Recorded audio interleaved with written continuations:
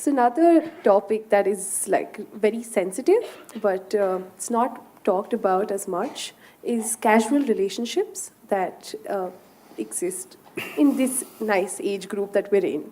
So yeah, I'm just going to say good things about us. So people engage in physical relationships today, and what they lack is a lot of emotions. And we want to know if it's opinion, I mean your opinion on it, and whether people do it by choice. Is it healthy? Is it, what to make of it? Mm-hmm. Can I tell you a joke? Yes, please. There was one Mrs. Bhatia. No Bhatias? I could change the name. There was one Mrs. Bhatia who was having her 50th wedding anniversary. They had a wedding anniversary, and the next day she filed for divorce. The judge saw the divorce petition. He was also a good family friend. So he called her and he said, "Why you want to divorce your husband? He's such a sweet little thing. Why do you want to divorce him? On what grounds you want to divorce him?" She said, "He's not been faithful to me. He's been cheating me." How do you come to this conclusion? Just yesterday you had your 50th wedding anniversary, you were fine yesterday, how do you conclude this? I got little nostalgic and started flipping through the photo album. Then I saw none of my 5 children resemble him.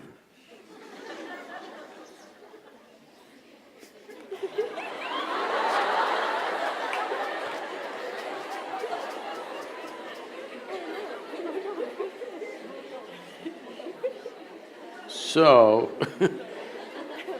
right now, do you remember how your great-great-great-great-great-grandmother 10 generations ago looked like? You don't. But her nose is sitting on your face right now. Your body remembers, yes or no? Yes.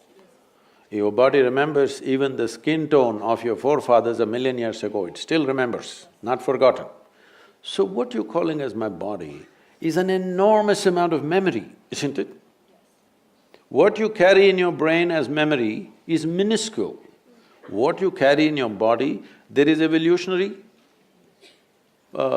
memory, there is genetic memory, there is karmic memory, there are articulate and inarticulate levels of memory. There is so much memory. You think you know how to walk right now, please understand, only because your body has built up that memory.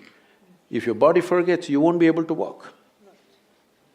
So, the amount of memory for every simple thing that you do, you know what to eat, what not to eat, how to eat, you must put it in your mouth, not in your ears.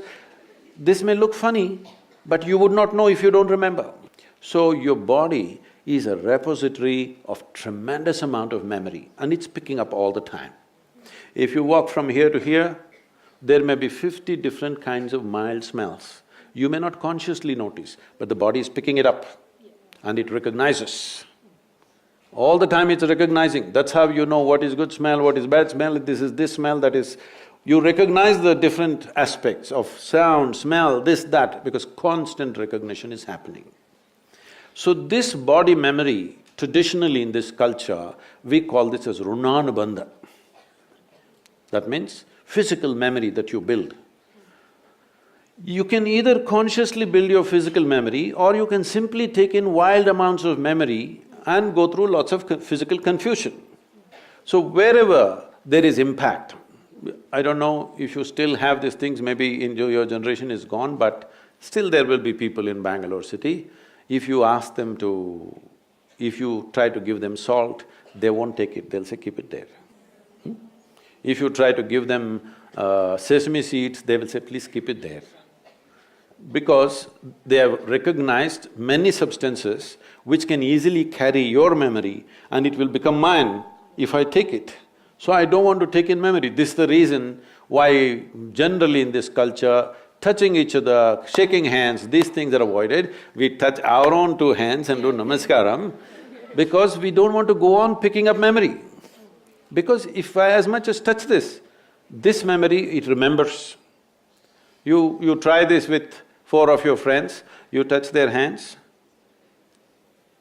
Don't try to consciously remember, every day touch their hands, forget about it. Tomorrow, if that person comes and touches you, you know it's this hand, isn't it? So the body remembers, it's not the mind. The physical body remembers, this is called as runanubandha.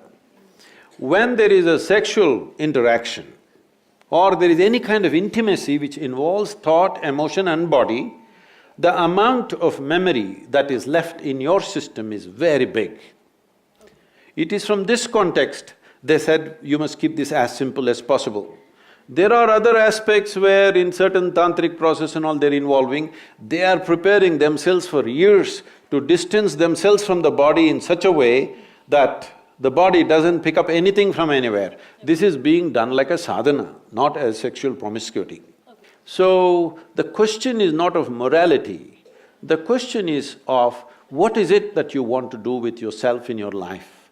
If you want to be in such a way that in your life, your inner intelligence will be the most dominant thing in your life, not your physical body, then you must keep the body's memory as simple as possible. This is why simple types of food, people go into very simple kind of food, not complicated. Even now, I eat 1 meal a day and I eat only 1 item in the meal. I won't eat 10. I may eat all of those things another day, but today I'll eat only 1 item because it makes a huge… Just experiment and see, don't go by what I'm saying. Just experiment and see, especially when your examination time comes, eat simple food and see what a difference it makes for your intelligence, how it functions, how alert you are, everything.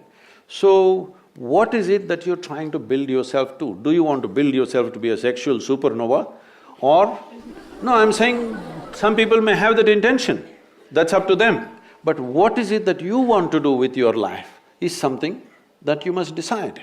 If you have decided that, it's very, very important that you don't unconsciously pick up enormous amount of memory because this will lead to… Later on you will see, it'll become very difficult to remain peaceful and joyful in your life, no matter what good things may be happening, simply because there is confusing memories in the system. When something else of similar nature comes, the body goes into a turmoil of confusion. It may not translate into your mind, just physically it will go on. So, it's a choice that one has to make. It's not a question of morality, it is a question of living sensibly.